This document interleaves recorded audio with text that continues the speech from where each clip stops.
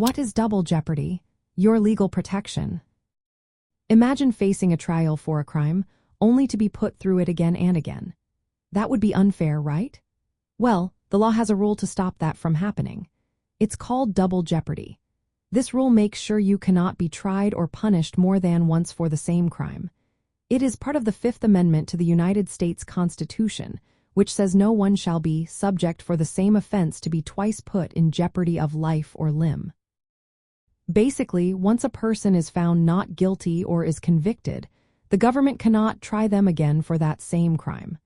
This protects you from the stress, money, and uncertainty of multiple trials for the same act. The protection kicks in when jeopardy attaches, which usually happens when a jury is sworn in, the first witness is called, or a plea deal is accepted in court. It covers several situations.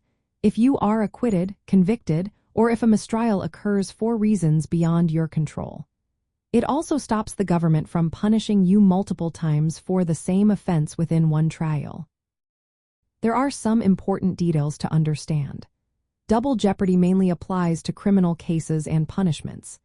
Civil penalties, like fines or sanctions, generally do not trigger double jeopardy unless they are meant to punish rather than compensate. For example, if a civil fine is extremely high and meant to punish, it might be considered under double jeopardy rules. Another exception is called the dual sovereignty doctrine.